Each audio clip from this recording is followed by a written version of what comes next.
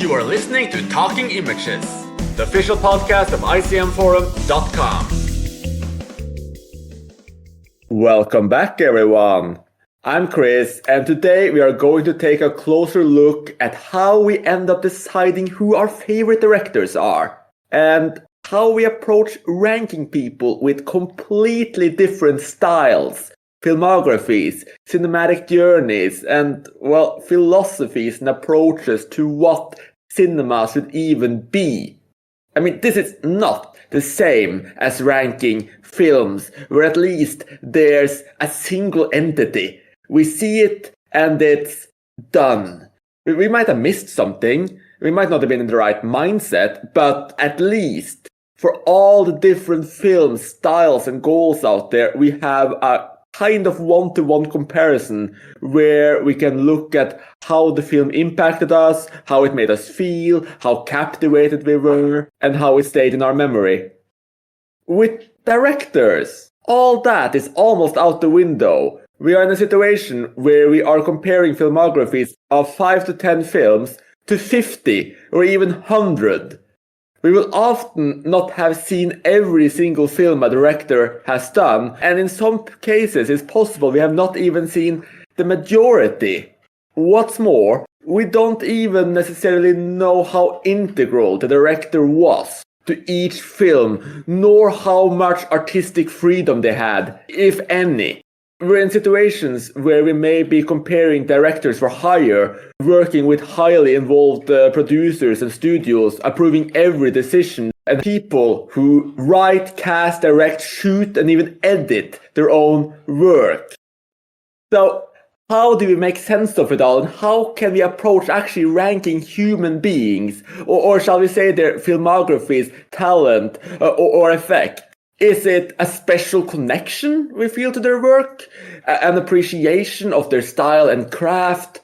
The number of films they have on our list of favorites? An assessment of their career as a whole? Or could we be going down the relatively breezy route of the average rating?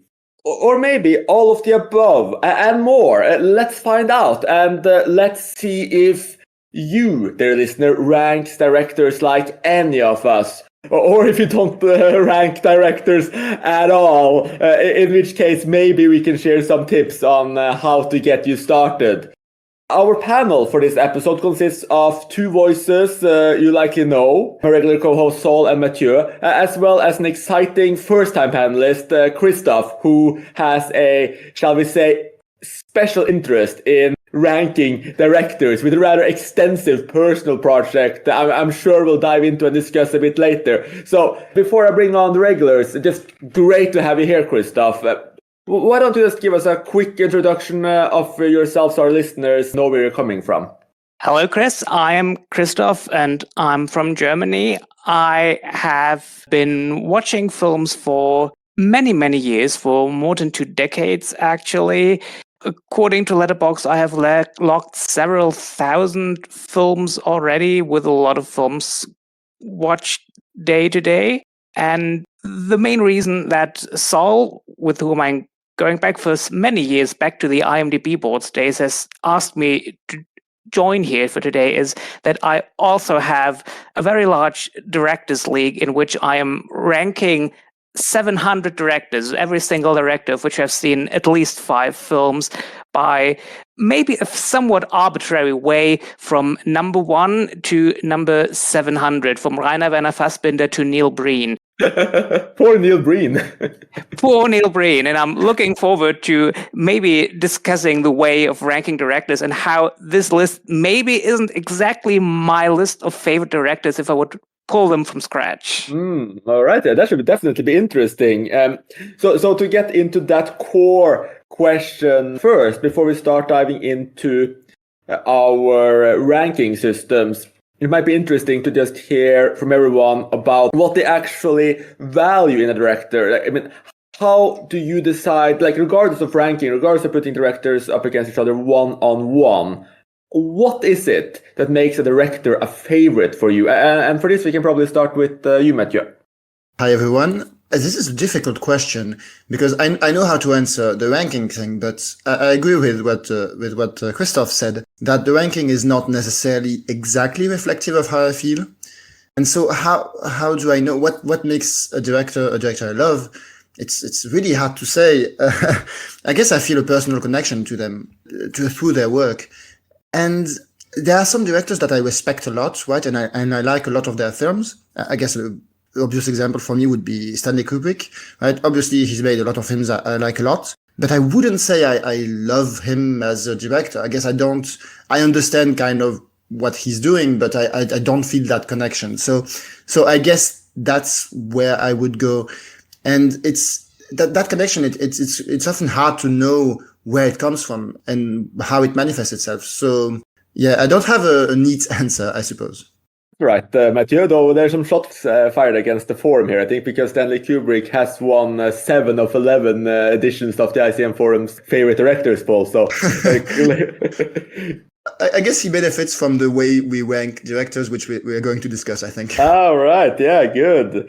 And what about you, Saul? What is it that makes a director a favorite for you? Yeah, this is probably a good point for me to chime in because I am somebody who has Kubrick at the top of the directors list, but that's because not so much because he's got so many films that I like, but just because of the consistency. And the consistency is definitely the number one thing that I take into account when ranking directors. It's got nothing to do for me in terms of how many favorites I have of theirs, or how many films I've seen from them that are favorites, or how many films aren't favorites. So, I mean, like, for example, I've got 3 directors in my all-time top 100 directors who've got no films in my top 800. They're just directors who I've seen at least 6 films from, and they're just consistently great films. So they don't have to be all-time favorites for me to really like the directing style. And conversely, I get to give at least one director who's got 3 films in my all-time top 100, but I don't consider him to be one of the 100 best directors of all time because he's a bit less consistent beyond those 3 films.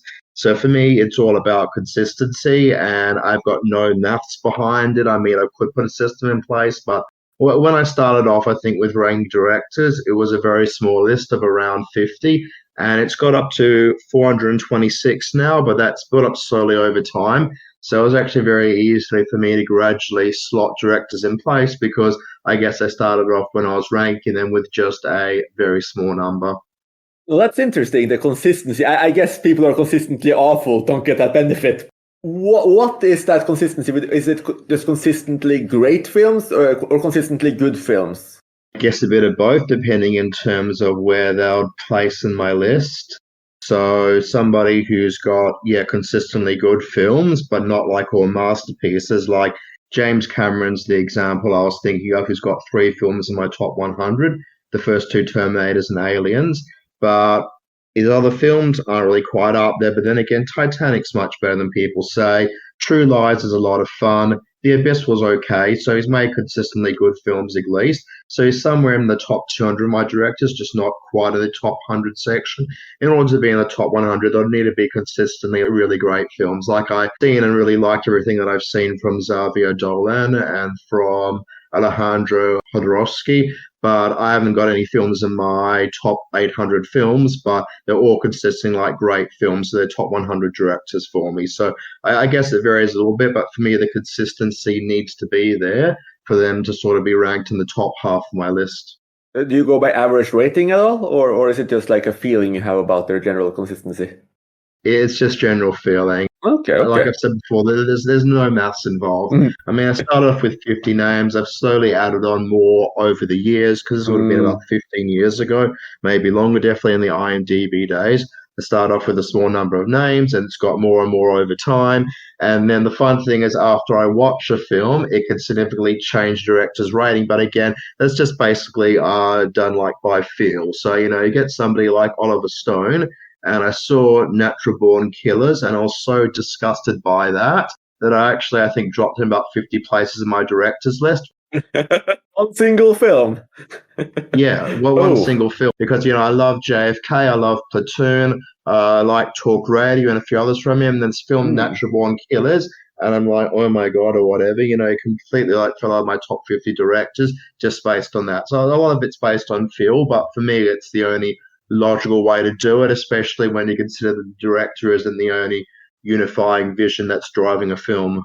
And moving from feeling to, I suppose, math, because Christoph told us ahead of this that he wanted to create a kind of perfect mathematical system of ranking directors, even if they may be slightly different from his actual favorites. So, Christoph, why don't you tell us a little bit of what makes a director a favorite for you, and then maybe explain how you rank them as well? Well, as I said, my favorite directors aren't necessarily exactly identical to how my list is looking. What makes a director a favorite of mine is something actually hard to describe. I think when Saul speaks about consistency, I hear what he is saying. I think something maybe similar. I like my directors to have a distinct vision or a recognizable handwriting, like a body of work that feels cohesive and an ability to explore different subject matters while still remaining recognizable as the work of the same artist. It also helps if the director has an interest in subjects that I find personally interesting, like if he's working in genres that I like, or stays away from genres that I'm not appreciate that much. Like I'm not the world's biggest fan of westerns or war movies, so directors who mainly work in those genres will have a harder time of making me a fan of them.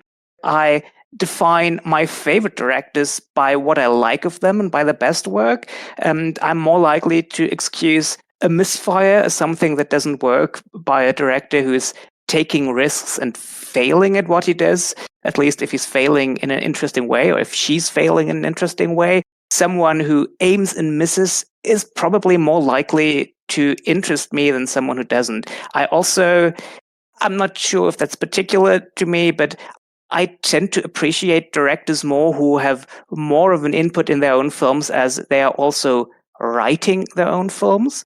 Many of my favorite directors also are writing most, if not all, of their own films. And this is also sort of reflected in my Directors League list, where I think Alfred Hitchcock is the only one in the top 10 who isn't writing at least most of the films he's also directing. Now, the Directors League that I made goes back to an idea that I had when I joined Letterboxd, because I saw other people having a Directors League, and I saw it and I thought, oh, I want to have one of those as well. And just making a list from scratch and seeing where to put them, it's a very subjective thing. And it's something where I found it impossible to make a list today, where tomorrow I'm still of the same opinion that the person I put in number 135 is better than the person I put in number 136. So I chose to use the rankings that I gave to the individual films they made as a starting point. And so I experimented with average ratings, and I looked how directors are falling then maybe. And I soon realized that this basically gives an unfair disadvantage to the directors I love the most. A director who I'm really intrigued by, who I'm loving, who I want to watch every single film that they made, who I want to watch their early films when we're still trying to find their voice, where I watch maybe the things that aren't as beloved, the things where they tried something different and probably didn't work out, and who might be getting a lower rating from me. Maybe something only 3 stars, 2 stars, or even lower. They are dragging the average down. And so chances are the more films I'm seeking out from a director and the more I'm diving into their more obscure work, the more likely it is that I'm rating something lower, dragging the average down. At one point, I decided to finally make a cut. And I just decided, since what intrigues me most about a director are his high points and are the things where he's really great, I decided to make a cut at 10 films. So I used as the basis for this list the average rating I gave to the 10 films of them I liked the most. If I have seen more than 10 films of them. If I've seen between 5 and 10 films, I've used the average rating of those. And if I've seen more than 10 films, only the average rating of the top 10 films, which leads to bad films or subpar films aren't dragging down the average. And I sort of liked where this thing fell. There's still some directors that by this method are ranking higher than I would probably place them. I think, for example, Michael Apted is ranked absurdly high on the list solely on the strength of the Up documentaries, which are all individual films which I tend to rate very highly. Jean-Luc Godard is higher on the list than I would probably place him. Clint Eastwood is higher on the list than I would probably place him, because both have several films that I appreciate a lot, even if there are probably even more films in their filmography that I don't like as much. But as a general rule, I'm quite happy with how it turns out, and I think it's basically quite reflective of how I think of these directors, where they are all standing on this list. I find it hard to rank directors individually. Even if I look at my top 10, most of these directors, I would find it hard to put them anywhere between the number 3 spot and number 8 spot. They could change regularly. The one thing I'm very certain about myself is that my favorite director of all time is Rainer Werner Fassbinder. And so my main rule was, if I come up with a system and Fassbinder is not in number 1 spot, it's the wrong system to reflect my taste. And so when at the end of this entire thing, Fassbinder actually ended up on the number 1 spot, I realized, okay, this is a good system, at least a good system for me. And so I stuck with it, even although it has its flaws. That's a very interesting setup. I do wonder, though, because you said that you obviously want to not punish directors for whom you're so interested in, that you seek out their older films. What about directors who have very small filmographies, like, say, Andrei Tarkovsky, who has, those 8 key features, but then he also has, early student films. That one documentary he did, I think that's 11 in total at the end of the day. So then obviously you would get some of those older, lesser works in there. Like, how would you account for that? Well, first of all, a confession I have to make. Tarkovsky might not be the greatest example, because I'm not the world's biggest fan of Tarkovsky. He's a director I appreciate, but I'm not fully in love with most of his films, which is why he's ranking more in the mid-section. I couldn't even take it. It could be somewhere in the 200s even of the list. I'd have to look it up. As I said, the system has its flaws. And one of the main flaws is that especially directors with 8, 9, 10 films are having a really hard time and are probably having a disadvantage here. What I realized recently, for example, when I watched Guillermo del Toro's Pinocchio, which was the 11th film from him overall I watched, I rated it 4 stars, I think. And I don't remember which film dropped out of the top 10, but it was something I really hated a lot, and was maybe only a star and a half, something like that. And just with this one film, Guillermo del Toro suddenly rose by almost 200 places in the list. He really shot up. So this list does give indeed an unfair disadvantage to directors with this 8, 9, 10 range. On the other hand, it might give an advantage to directors who have only 5 films, because 5 films is where I drew the line, with at least 5 films. So it's possible with few films, or maybe directors who only have a few films that are generally available, and their more obscure films are hard to come by. Gives them an advantage that with few films that I'm rating high, that they suddenly end up in the top 100. I have a few directors in my league which are in the top 100 with only 5 films or 6. Samira Makhmalbaf, the Iranian director who only has 5 films and hasn't made a film in way too many years, is someone that comes to mind immediately. She's in my top 100. This is a flaw of the system. Also, this is one of the reasons why I'm saying that this Directors League would probably not be identical to a favorite list, but it's basically the best compromise that I personally could come up with to reflect the broad outlines of my taste. Yeah, that's interesting. And I guess if you ever were to make a favorite list, you could use this as a starting point and then just tweak things around a little. And it will also be interesting to hear you and Saul discuss later, because it's essentially consistency versus a potentially very small outline of 10 out of 50 films. So I can't wait to get into that.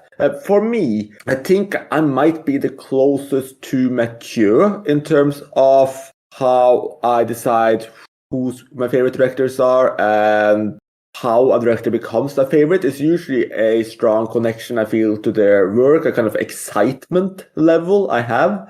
So I usually, when I get into a director, I measure how much I love them by how excited and eager I am to seek out their next film.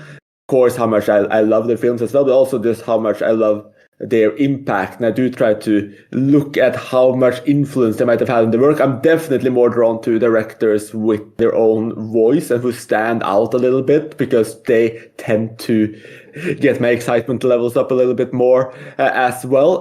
But when it comes to ranking them, I think I might just be mixing several things together. So Saul mentioned consistency. So that is a factor for me, especially in their prime.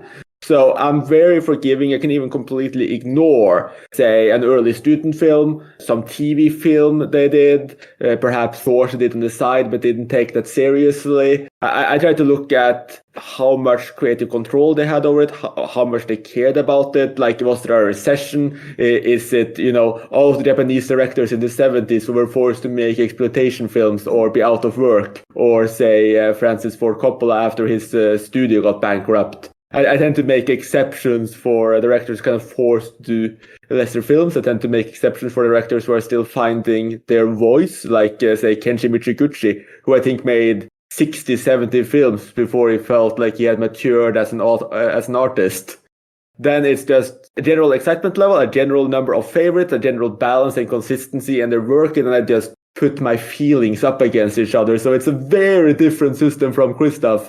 It's similar to Saul in going on all emotion, but also a slightly different metrics. And since you're our guest, Christoph, and I think Saul and you will clash a little bit, it might be interesting to just dive into your system and the family tree it belongs to, which is the average rating, and just break down the system and maybe dissect it, critique it, offend you, who knows. But to any listeners out there who kind of want to create their list of favorite directors for the first time, the average rating is probably one of the easiest in the world. There are websites that literally does it for you, like Critiker. You can just immediately get a ranked view, and then if you want to, you can rearrange it later. Or it can be this work of utter toil, like Christoph has set up with his own rules. You can create your own weighting systems instead of just going by the top 10. There's so much you can do with the average rating. But since Saul is the one who may be the least inclined to, shall we say, ignore failure. So what's your take on Christoph's system? I think it's a very interesting system. And it's something which maybe after the podcast I'll try playing around with. Yeah, I was saying in chat, although it's not quite true because I don't love Barry Lyndon as much as most. However, I did say, I just took the top 10 films and had the average of that. Kubrick's average would probably be 10. It wouldn't be. It would be like 9.8 or 9.7 or something, but it would still be very high up there. I think it's interesting having a cutoff point, although, like you said, it does give an advantage to 8 or 9. So that's where if I was going to adopt such a system, I'd probably have to put like a fail safe in place or whatever to sort of balance that out. So I don't like getting too technical on it. So it's not something that I would ever do to submit like a forum list of favorite directors. But I could definitely see the attraction there, especially because when he registered on Letterboxd, he'd been watching films for close to 2 decades, if not longer. Whereas my list, when I first started off with, was only about 50 names, going back 15 or 20 years ago or whatever. So it was much easier for me to put together. So I'd say, yeah, if I was starting off with several hundred directors, I'd say a mathematical system would definitely make sense. And here's one would be a very interesting one to try. But as somebody who started off his list way back in the day, I am kind of happy with what I've got in place at the moment. Chris has also said that I should mention, because he was talking about the fact of trying to ignore early directors' work, and that made me think about it. Because when I saw Fear and Desire, I actually quite liked it. I liked it more than Killer's Kiss, so that didn't really drop Kubrick in my list, or couldn't really. He's pretty much a solid number one. However, when I did see Too Much Johnson, they did drop Orson Welles maybe a spot or two down my list, which seems really unfair. It is, yeah, at least my opinion. So it wasn't ever intended to be screened the way that we're seeing it. So it seems a little bit unfair on that point, but I do find that consistency for me is the one thing that I value the most about a director. And I guess what I find out about directors who I'm big fans of, I think of somebody like Cronenberg, don't love all his films at first, or some of his films that I didn't get at first, but after seeing more of his films and liking them more, I've been going back and rewatching his earlier films, and those are going up in my estimation. So the consistency is there, but it's just not something that I noticed maybe on my first viewing of the films. This kind of brings to mind to me an issue that is how do we deal with stuff like shorts and TV series and stuff that's not as straightforward to rank, or like even miniseries. If you're doing like an average rating, do you give a rating to each episode or to the whole thing? Stuff like that. Because there are some directors, right, like Buster Keaton, you can't really act as if the shorts didn't matter, for example. Anyway, I am actually pretty close, I guess, philosophically to what Christoph is doing, but I have a much cruder system. And in fact, I'm kind of hoping for this episode to give me ideas, and it has already, to kind of better it, because it's quite imperfect. But I guess I'm the most extreme in the sense of not caring about the failures, in that my system literally does not take into account films that I don't like. I guess it doesn't to break ties between filmmakers, but other than that, I just assign points depending on my rating, and so the ranking ends up being just which directors made the most films I love. That's the only thing really that comes into it. And then I've got an average rating system, which to kind of break ties.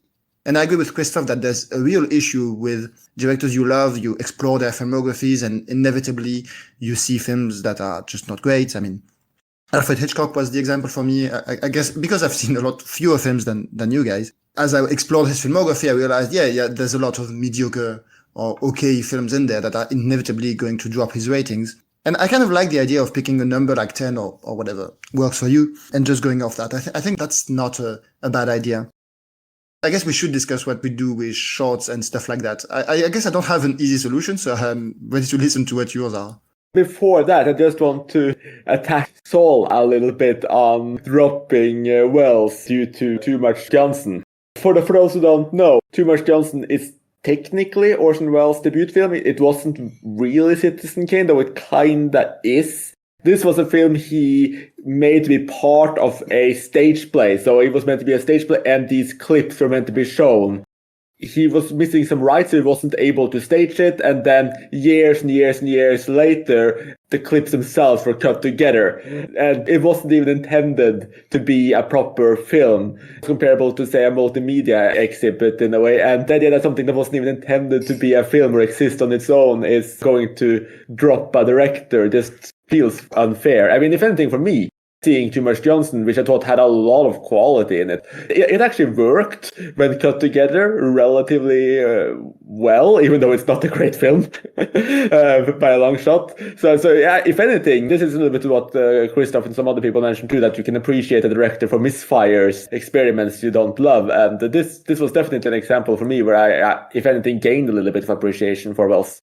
Well, I haven't seen Too Much Johnson, but I have to give props to Saul for actually doing this, because his list is really very subjective. And if you're going full subjective on a list, then I really appreciate that Saul is really going in on his biases here, because I can only assume that bias is quite important in this way of dropping Orson Welles after Too Much Johnson. I guess I don't get worrying about bias at all. I mean, it's a personal list, isn't it? By the way, Christoph, why do you call it a director's league? I guess I don't understand the difference with just a list. I think that the name Directors League didn't come from me. I saw other people on Letterboxd call theirs a Directors League. League also basically implies a point system behind it, which sort of reflects the, let's say, mathematical basis it has, the assumed mantle of being objective, even although the objective thing it is based on are purely subjective ratings. Yeah, exactly. And because I don't feel 100% comfortable calling this my list of favorite directors of all time, just because, as I said, some people are higher than I thought they should be, and some people are probably a bit lower than they should be, calling it a league and therefore reflecting the point system behind it feels appropriate to me. Oh, and I should mention, by the way, I like your point about going into your system, right? And going, well, I need Fassbinder to be number one. I had a similar thing where I have a top five, right? I don't know who is number one necessarily, but I know what my top five is. And so I kind of tailored the system so that I would make sure these 5 would be the top 5, right? So yeah, I think bias is inherent to the exercise anyway, right? It's just meant to reflect in some way, maybe not a perfect way, a practical way, I suppose.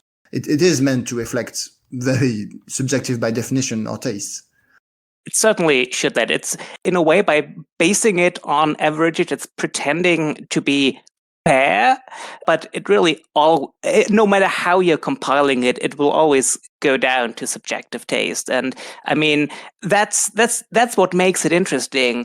I love looking at these lists not because I want to see my favorites there or because I want to see the directors I expect to be on lists. I'm looking at lists like that to get a feel for the personal tastes of whoever compiled it and to get an idea what they like and what they don't like. And that's what interests me about looking at other people's lists. So to go back to the question from a couple of minutes ago, which I think Mature put out about what to do with short films, for me, I exclude them when I'm considering a director's ranking, but that's just a personal thing because I don't rate short films. I mean, I check short films and I check movies so I can check them off, but I don't assign a numerical value to them because I just have always found it incredibly hard to use the same system for feature films to rank short films, especially ones which are only 1 or 2 minutes long. I just can't find any way in myself to give a numerical rating.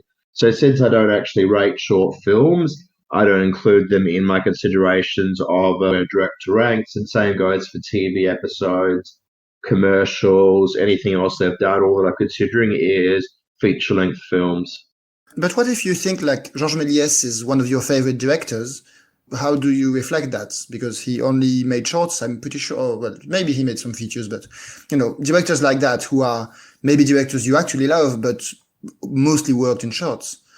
Well, any directors who mainly work in shorts, I would just say I wouldn't be able to put them in the same list. I mean, maybe I could at some point make a separate list of directors of short films, but I can't rate them alongside. I mean, I can't really think of any who really spring to mind at the moment, but obviously there'll be some out there I've seen quite a few shorts from, but I'm not rating them, I'm not ranking them, so there's just no way that I can actually put them aside a director who makes feature films, even though I might totally love their work. I mean, me loving a short film is very different to me than me watching a feature film and deciding to give it a 10 out of 10 on IMDb or 5 stars on Letterboxd. That for me is very different to ticking the favorite box after watching a short film and checking on I check movies.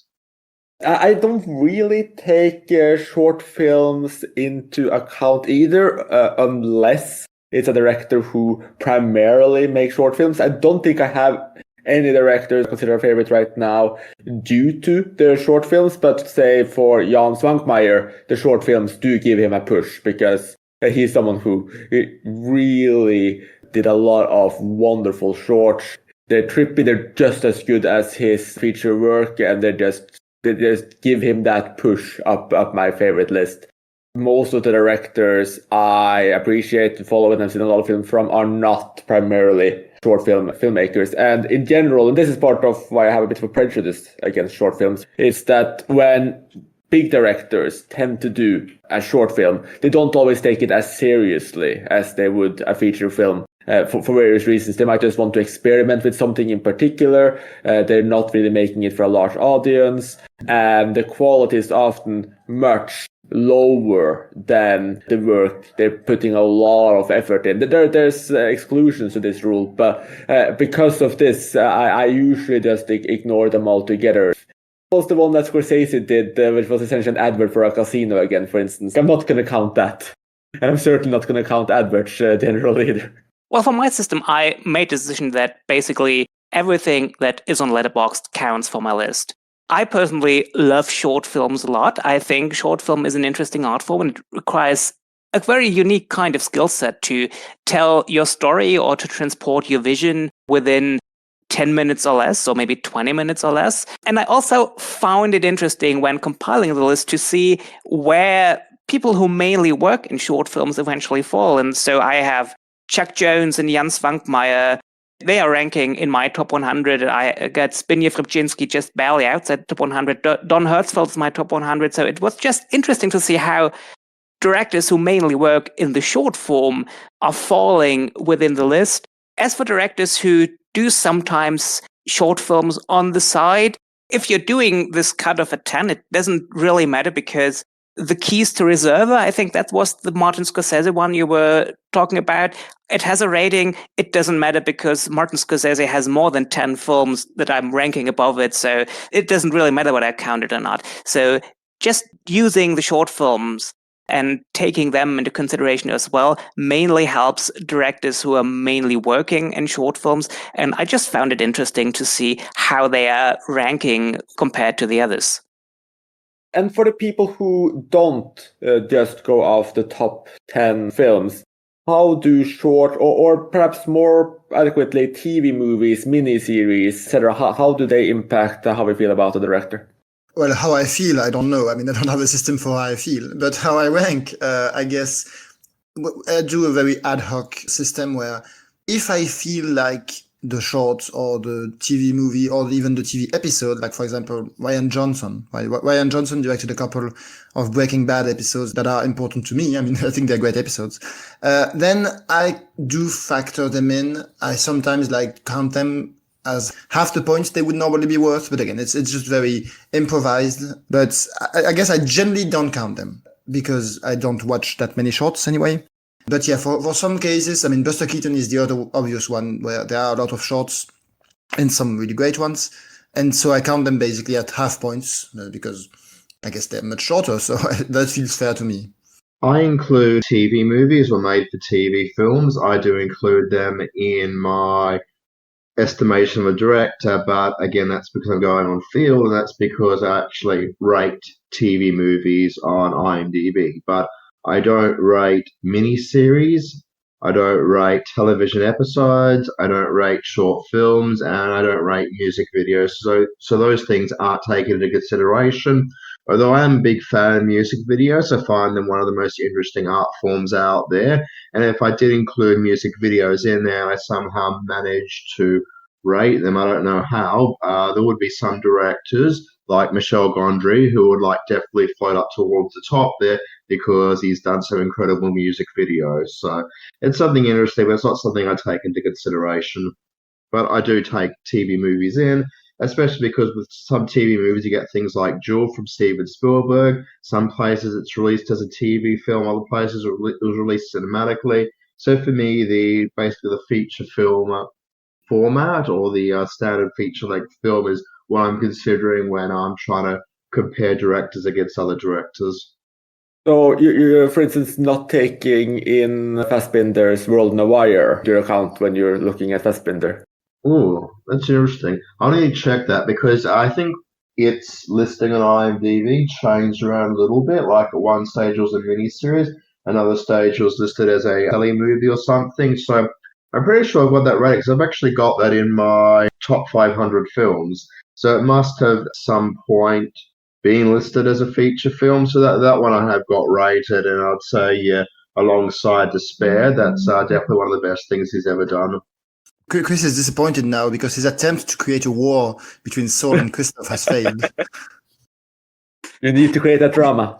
but I mean, Fassbinder is an interesting point just when you're talking about do you consider television movies TV miniseries? Because a considerable portion of them were made for TV, even if you couldn't see a difference between the films he made for TV and the films he made for the cinema. I mean, obviously, things that have multiple installments like Berlin Alexanderplatz or World on a Wire or 8 Hours Don't Make a Day, they were TV property, but also something like Marta, which looks very cinematic and doesn't feel in any way different to his other dramatic work in the 70s, was a TV work. And even although I've seen most of his films several times, would sometimes have to look up to be really sure if one of his films was made for TV, for the cinema. He treated them basically the same way. So at least in terms of him, it wouldn't make any logical difference to me to treat his TV films any differently than his cinematic work. On the other hand, there are cases where it could be debatable. Again, Saul mentioned Spielberg's Duel, what I maybe would even throw in, Spielberg's Duel was originally made as a TV movie, released theatrically somewhere.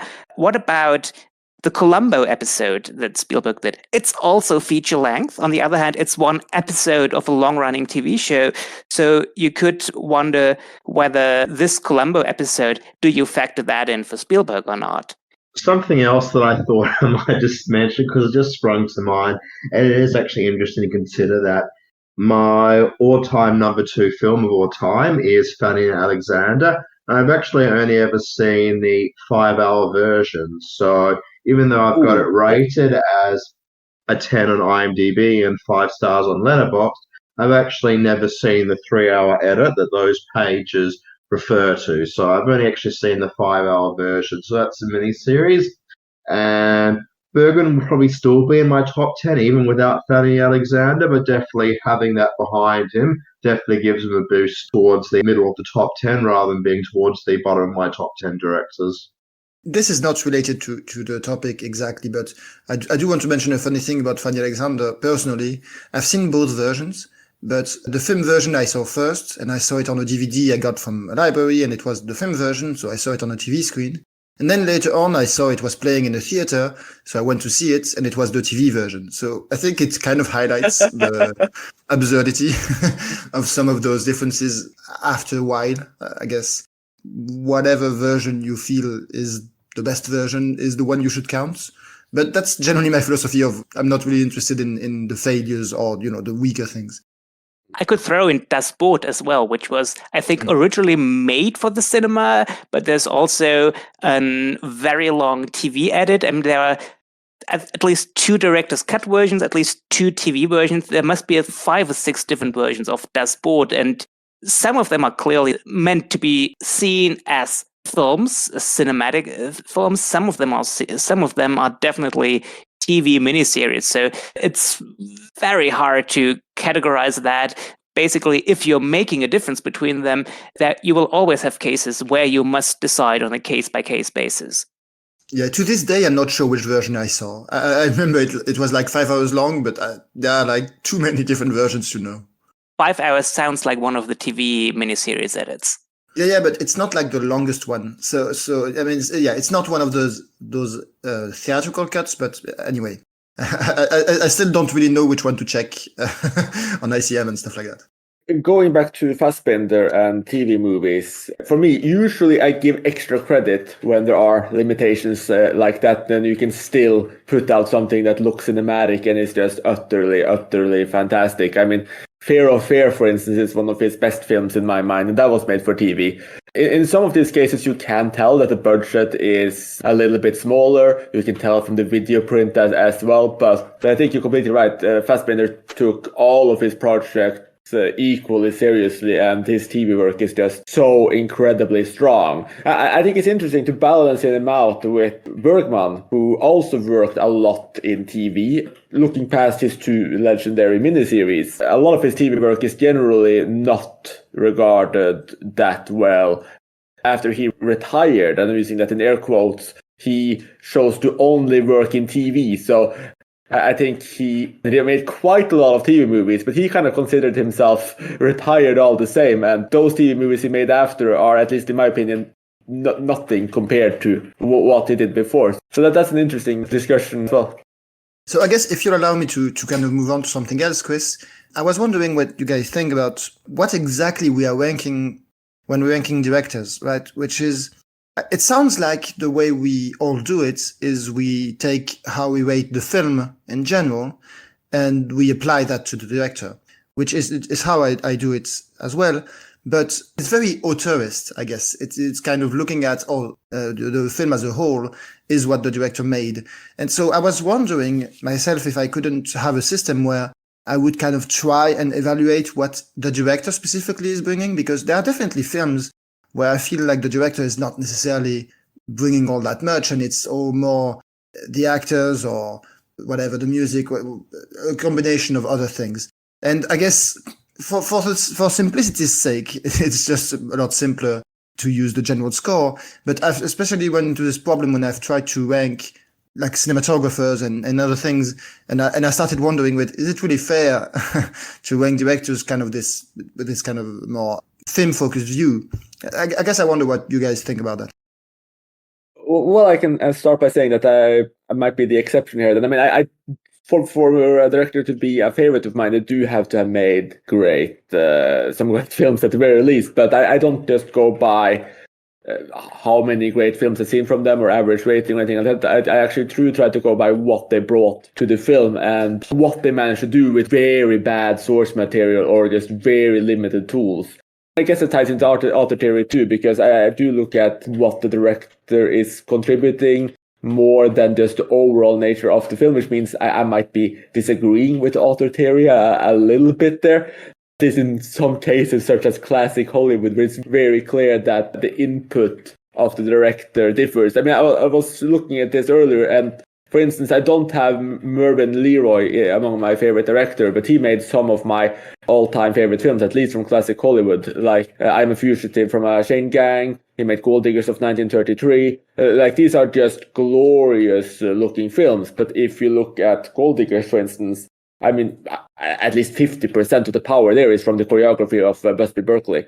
Like how much of Fugitive from a Chain Gang is due to the script, the producers, and of course the performance of Paul Mooney.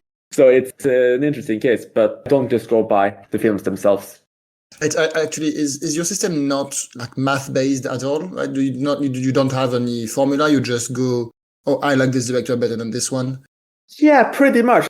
Ages ago, I used to go by some kind of average rating where I guess I kind of created the mold, if you will, when I was much younger. And then I think I took that basis to start to tweak things around, go by emotion. That list has changed so much over the years. But yes, I would say it's about a personal connection to them and just how much I just appreciate their work and their input and their style, I would say, against each other. So yeah, there's no real math plausible. I do take films into account a little bit. Like if I feel like, okay, this is a film that you had more or less full control over or large control over, you had the tools necessary, the story is good, etc., but you came short. Like you could not bring this to life better. That might actually drop you. And in some cases, it's actually possible for a great film to damage my opinion of a director a little bit, because I could feel like, oh, this director should have been able to elevate this material far more than they did. Like this film is good because of the script and the acting. Like this director didn't really add any extra flavor or added very little flavor or even messed some things up. Like Chris, I don't go based on average ratings with directors. I do try and go on feel. And because of that, it's, I guess, a bit easier for me to not take the overall film into consideration. So if I'm looking at the directors towards the bottom of my 426 names, they aren't directors who've made films that I hated, but they're just directors who've made films that have got no visual flair or no style to them at all, or very few do at least. I mean, one of the names that stands out to me is Gordon Douglas, who made Them, the classic giant ants film. But everything else that he's touched has just been just such boring, talky dramas. But even things that aren't boring or whatever, but it's still like dialogue heavy, I think of like James L. Brooks, who did Terms of Endearment and As Good as It Gets and the films like that. I mean, those are well-acted films and there's great dialogue in there, but just in terms of the vision and the visuals brought to it, just do nothing for me. But a lot of them towards the bottom are, like Chris has said, those studio directors, like there's director Richard Thorpe, made the great 30s version of Night Must Fall, but everything else that he's done has just been a talky melodrama. And it doesn't necessarily have to be films that I hated for them to get rated low down. I'm thinking of somebody like Herschel Gordon Lewis. He's actually towards the middle of my list. I mean, he's in the second half, but he's towards the middle of the list. Even though his films have got not so great performances and some really clunky dialogues, he actually has got a bit of a visual thing going along there, especially with his gore effects in there. So for me, he's much more interested than somebody like Richard Thorpe or James L. Brooks. I find him far more interesting and far more dynamic a filmmaker, even though I might rate his films lower than the films of James L. Brooks. Well, since my own list is based on the average ratings, I probably don't have to contribute as much to this part of the discussion, although I do break ties that happen by my subjective feelings. And I think because, as I mentioned earlier, I generally tend to prefer directors anyway who are contributing more than just the direction, are also writing the films. The question, what exactly does the director bring to the table that doesn't come from the script, isn't quite that important for my personal list. I think I mentioned Hitchcock is the only one in my top 10 who is not usually a writer of films, which is not quite true because I forgot Scorsese is also in my top 10. But both Hitchcock and Scorsese are also directors who seem to have very much a very distinct handwriting. Still, maybe the fact that I do prefer directors who are very much in control of their films beyond the directing themselves is maybe reflected in the fact that those directors tend to get higher ratings for the films from me. Maybe that is a reason why the directors who are workmanlike directors maybe aren't in the very highest echelon of my list. It is interesting thinking about which directors wrote their films or wrote most of their films, because looking at my top 10, most of them are directors who take writing credit also. But somebody who particularly strikes me, who's in my top 10, is Sidney Lumet. And throughout his films, you've got these constant running motifs, especially with claustrophobic environments and single settings. I can definitely feel when I'm watching a Sidney Lumet film, even though he didn't write most of his films. Although he did get an Oscar nomination, I believe, for writing Prince of the City, which is one of his very best films. But in general, like Martin Scorsese, is somebody who only wrote a few of his films rather than the majority of them. Yeah, I mean, I'll completely agree with that. And I think there are directors who don't write their own films that still have really clear and obvious voices.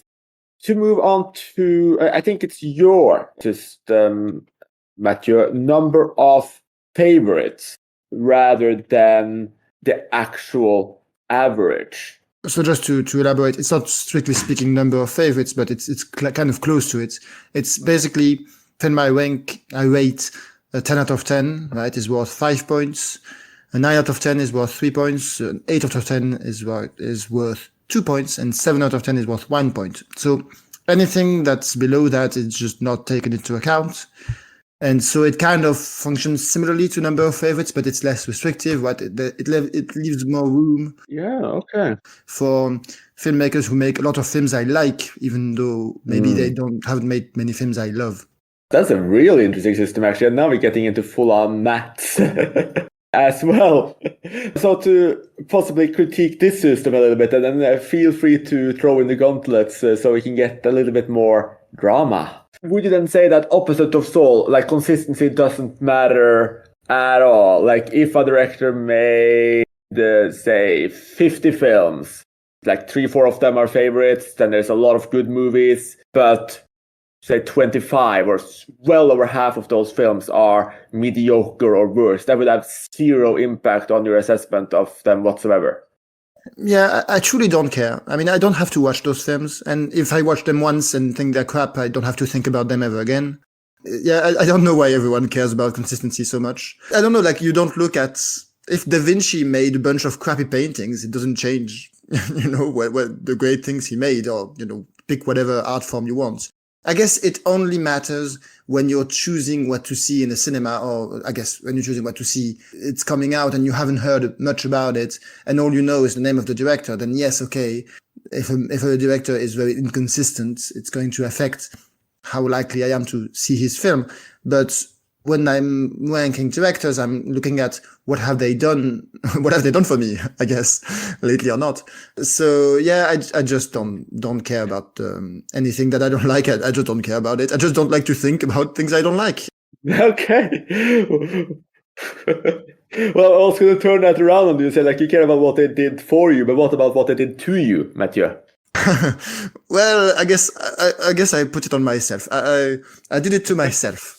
I chose to watch something that did not work out.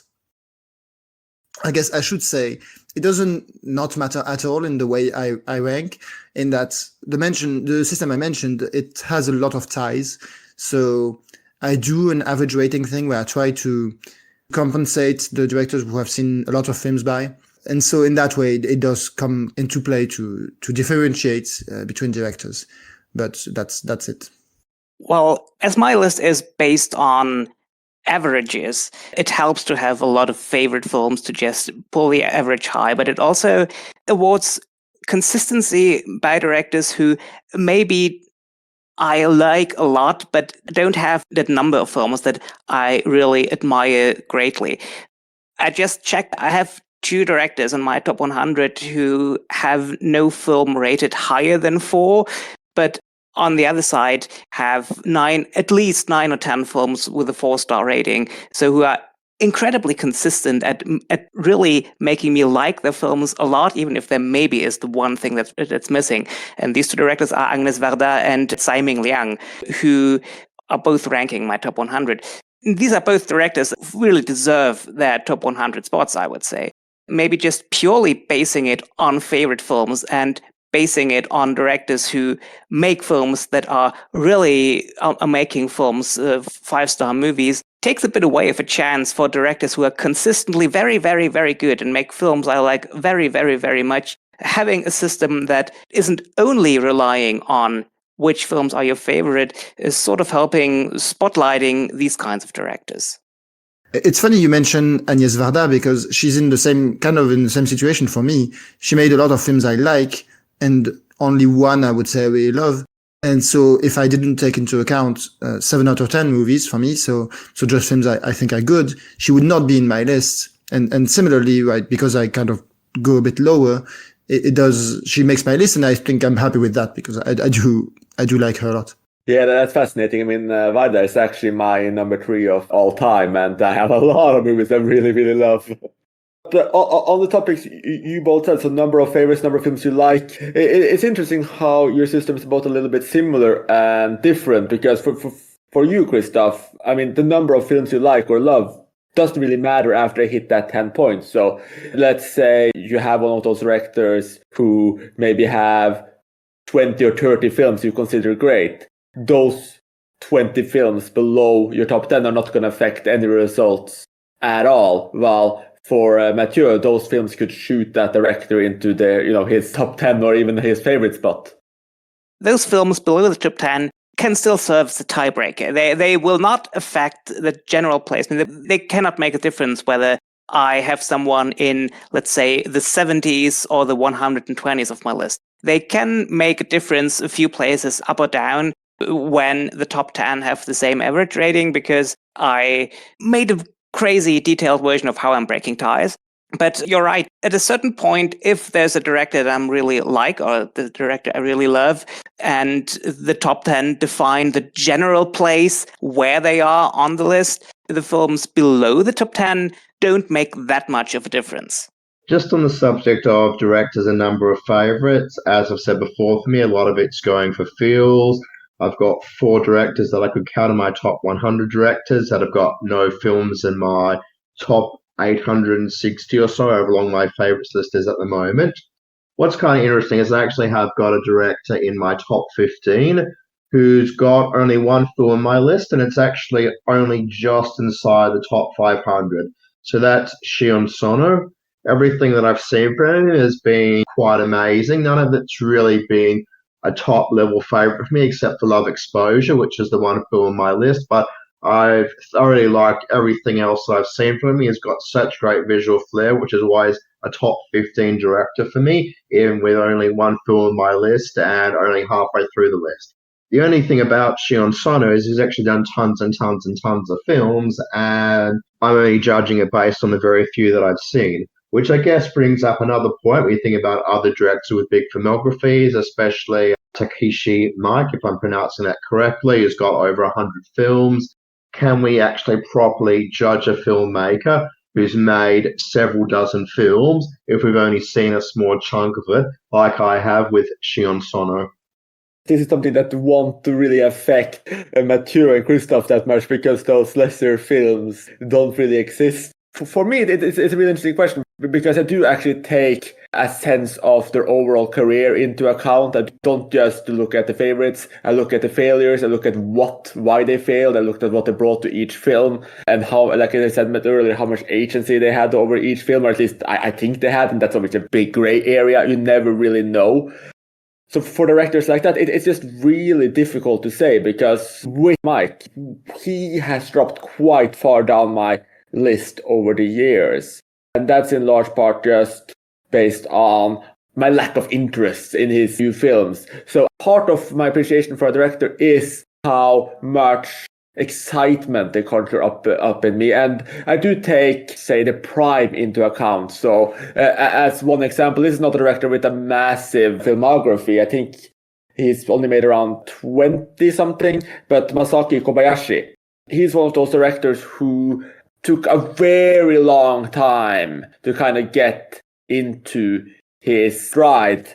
He essentially worked in all of these melodramas in the 50s. These melodramas they're good, but they're nothing compared to what he would start doing in the late 50s. And then, obviously the Human Condition trilogy came out, The Inheritance came out, Kaidan came out, and obviously Harakiri. And that's where he blossomed as a director. So I kind of look away a little bit from that previous work, a bit like with Kenji Michiguchi, where I kind of see it as before he became the director I love, before he developed that style. And possibly with Mikey, if at some point I start seeing more of his films, I might have, say, a drop-off point where I say, okay, now he kind of lost his magic touch a little bit. I'm going to focus on those films in his prime, or he started going for the money.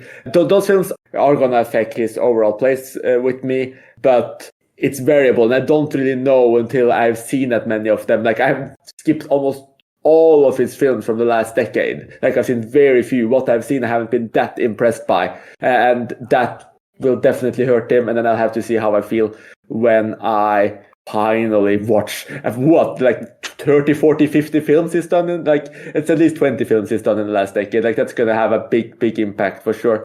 So just at the risk of angering the Japanese pronunciation police, because I don't speak Japanese, I think it's Takashi Miike and not Mike, but I'm not sure. Yeah, I'm not sure either. I'm just going with Saul here, so I'll blame him if it's off. Apologies to the Japanese pronunciation police. Yeah, good solution. Blame the Australian. Oh, thank you. I think, as has been mentioned before, with my system, large filmographies or directors from who have seen a small share of the filmography, having seen only a small portion of the filmography doesn't really make much of the difference here. However, I also have a tendency to dig into the filmographies of directors I like, so I'm trying to get this problem out of the way if it's possible. In the case of Miike, I have to admit, he is on my list. I have seen only 5 of his films, and he's not really a director I love. He's fairly low on the list because it's just not the kind of film I'm interested in. And I've seen some of his better known and, let's say, major films. So he's just not a director I'm really interested in diving into deeper.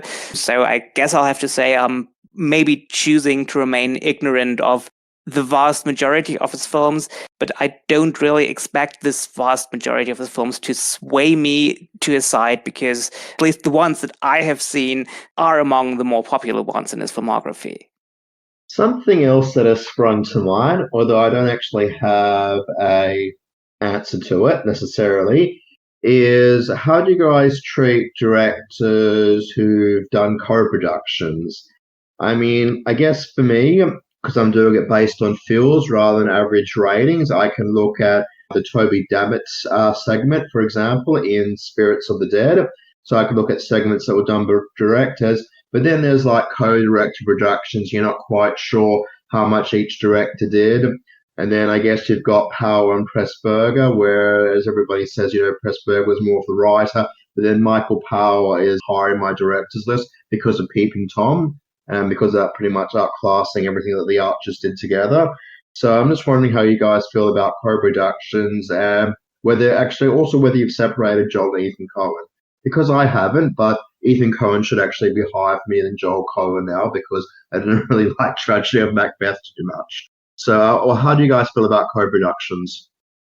I think that's a difficult one. I'm trying to do those basically on the case-by-case basis. There are some where I like Powell and Pressburger. I have them as one unit on my list, and I don't have Michael Powell separately, and I'm just lumping his films with them because the majority of them are co-production, even although Michael Powell has several films he made alone. Also, I got the Coen brothers as one group so far, and I got Kowski sisters as one group so far, although Lana did the last Matrix movie by herself.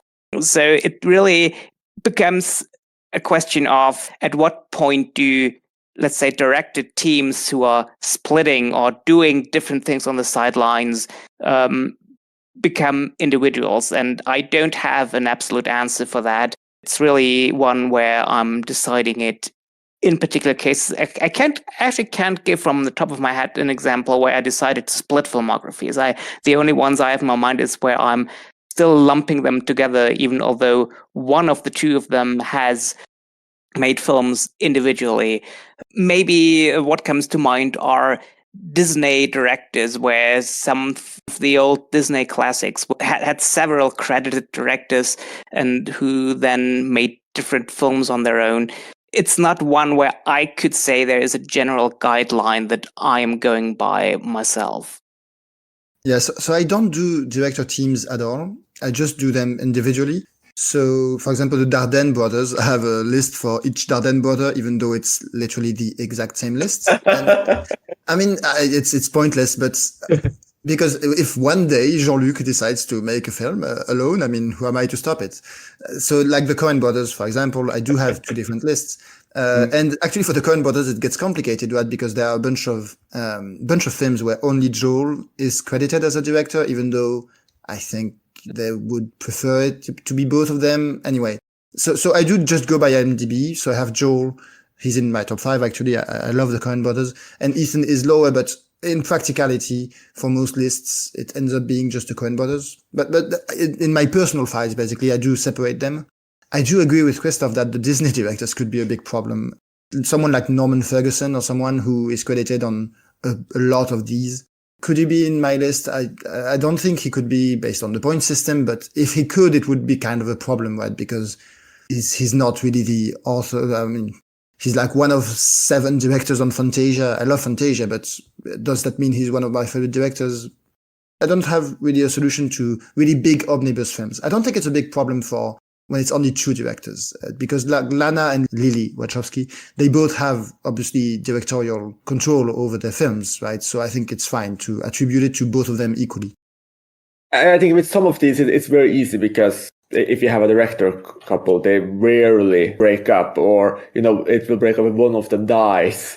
So then you can kind of just keep going with the ranking you have, or in some cases attribute it to one of them. Like I rank Michael Powell, and I might note that most of these were done with Emmerich Pressburger, but I'm not going to rank Pressburger separately. And I don't recall if he directed any of his own. He might have, but I haven't seen them. So I essentially just go by Michael Powell's work with Pressburger and his solo work, because essentially that was a director-writer combo where Pressburger was primarily the writer, but they worked together throughout the production.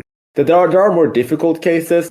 There's one where they separated and still work together. Like I have both Jean-Luc Godard and Anne-Marie Miwil in my list of favorites.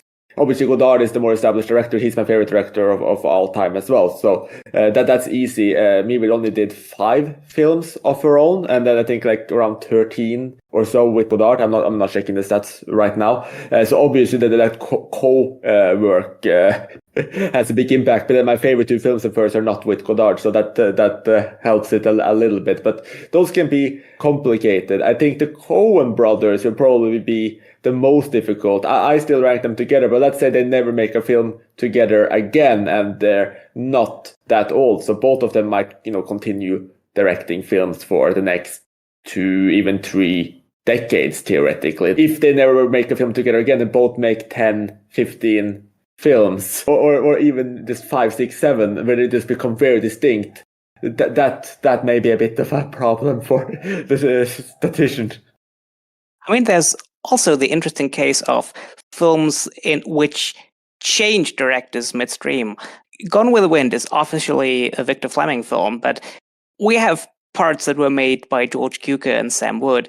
And so the question is, How do you treat those films that change directors midstream? Do you only go by the ones that are credited, or do you also give those who had significant input into the final product but didn't get the official credit? That's also another one where I personally go by a case-by-case basis.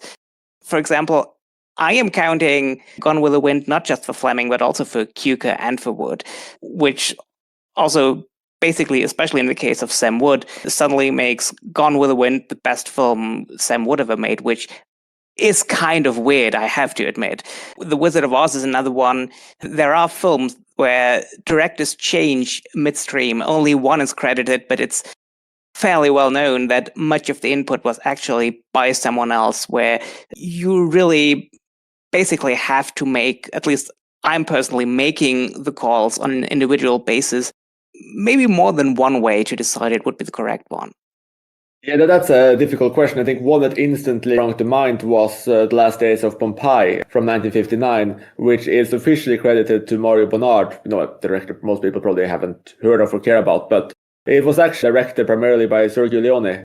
Bonnard got sick on the first week, and the rest of it was done by Leone. And it's a terrible, terrible film. It's just utterly awful. It's this, it's a Steve Reeves kind of this action film. It's badly set up. It's camp in all the worst ways. Somehow Fernando Rey is in it as well, but that we can skip that. I didn't really count that towards how I feel about Leone, because essentially the script is set, all of the plans were already set. He was the second unit director. He just took over and he directed it. So I'm not really gonna judge him for it, but it was his first ever film with any kind of responsibility like that. It's certainly something to think about. See, but if you had my solution of ignoring bad films, it would be much simpler. And you could still be consistent and count it if somehow Sergio Leone had made a masterpiece in the same situation. I mean, because if he had, you would definitely count it. It probably has a slight impact. I mean, if like the way I look at directors, like I said, it's about what they're doing under the circumstances. I think that, just taking over a project like this, as a completely inexperienced director who's only done second unit work, he finished it completely adequately within what was set out. So it just zeroes out.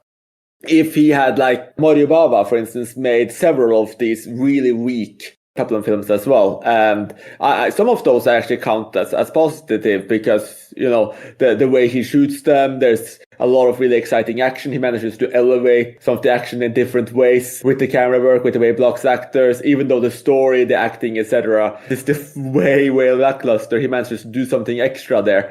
In this case, I just felt like, okay, he did what he could do under the circumstance. If I thought this was even a decent film, like, okay, second unit director steps up and makes a better film than it would have been otherwise, it would probably, even if I didn't like it, it would probably have bumped up Leone a little bit for me. But who knows? It's a little bit hard to speculate. It's a question which I also find hard to answer. It's something which I'd also probably do on a case-by-case basis. Although you've used the example of Leone replacing a director and sort of carrying on the material that he didn't have to begin off with, and maybe we should include that. But, sometimes masterpieces do come out. I mean, I wouldn't necessarily call Spartacus a masterpiece. I mean, it's an extremely good film, but I guess by Kubrick's standards, maybe it's a little bit lower. But, that's one where he placed the director fairly early on in it. And even though it wasn't his material that he was working with, he still managed to create a film that won the Golden Globe for Best Picture. And actually, speaking of Golden Globe wins for Best Picture, you've got Bohemian Rhapsody, in which Bryan Singer was replaced, and that ended up winning the Golden Globe for Best Picture. But I'm going to have to look up that Leone. Maybe I don't have to. But it's definitely not recommended. No, I was just saying, it would be a great way to drop out of my top 100 directors, after which Christoph mentioned something, but only he wants to admit it in public, so that's fine. I can admit to the public that Sergio Leone is just not my cup of tea, and he might be on number 551 on my list of 700 directors. Stunned silence all around. Which is of how many again? 700. Oh yeah, that's pretty low. It is, but I don't care for the Dollar Trilogy. Once Upon a Time in the West looks good, has a great soundtrack, but if I could just look at still images from the film and listen to the soundtrack, I get the same experience that I get from watching the film. So I love Once Upon a Time in America, but that's really the only one of his films that I would say I really love. Just for fun, who are the directors ranked immediately above and under him, to get an idea? Okay, I have 548 to 555 are Jack Conway, Ruben Mamoulian, Daniel Mann, Sergio Leone, David Slade, Cameron Crowe, Robert Cannon, Bille August. Okay, so it's not like... Yeah, that's not the worst company to be in. Yeah, I mean, it's still... Yeah, I guess. There are no really bad directors. I mean, to get directors I really loathe, you have to go to really maybe the bottom 15. Even there are directors that I don't really loathe, where I just don't really care about them. I mean, my number 700 is Neil Breen, and I kind of love Neil Breen. He's just completely inept as a filmmaker. But I enjoy his films maybe more than films by directors who are competent, but just are competent. It's also because you set like a minimum to 5 films, right? So if you really hate a director, you're likely to see 5 films by them. Probably not. I mean, just for example, Joshua Logan is on 601. He is probably one of the blandest directors of the studio era that has ever been, and even he has almost 100 people behind him. I mean, if I would draw up a list of directors I really don't care about, Joshua Logan might actually make the top 10. Just for the general blandness of his films. And if I had to watch right now either film by Joshua Logan or Neil Breen, I would immediately go for a Neil Breen movie. Yeah, that's an interesting setup. I haven't even seen a single film by Neil Breen, so it's really hard to comment, but I'm looking at his IMDb rating, so... You don't know what you're missing out on. Okay. Apparently, Neil Breen is an architect by training, and he is making films in which he's usually in some kind of savior role and preaching into the camera and destroying laptops, and at one point in most of his films, walking around with his bare ass, and it's such an incredible mess. He's completely inept, but there's no self-awareness at all. You get the idea that he probably thinks he's doing good films. I recommend checking some of his films out. Is this like a Vassaux scenario with The Room, where he's just really not aware? I have a belief that Vassaux at some point realized that he is appreciated by many films in an ironic way. And I do not think that Neil Breen even has that awareness. I really do believe that Neil Breen is taking himself very seriously. And that's the moment these bad filmmakers become self-aware and suddenly try to repeat the things that have been beloved in an ironic kind of way. At that moment, they usually tend to sort of lose it for me. I think from this, we have a few things that came out of this episode. We have two very mathematical systems from Christoph and Mathieu that first-time rankers might easily get in on. Then you just have the plain average rating as well as a decent starting point. You have the emotional consistency of your feelings towards a director's consistency from Saul, and then more assessment, excitement look from myself. And our listeners have hopefully maybe been swayed one way or another, maybe changed their views in some way. Let us know in the ICM forum and the thread we set up for this, like if any of our arguments made an impact of you, if you adopted any of our systems, or if you just took some of our tools in terms of recommendations. It's very clear that we all have to seek out Neil Breen. Maybe that's going to be a future podcast. Who knows? Beyond that, everybody's heard about The Last Days of Pompeii, which may be Sergio Leone's unknown masterpiece. So we have a lot of watching to do, everyone. Thank you so much for listening, and join us again soon. You have been listening to Talking Images, the official podcast of icmforum.com.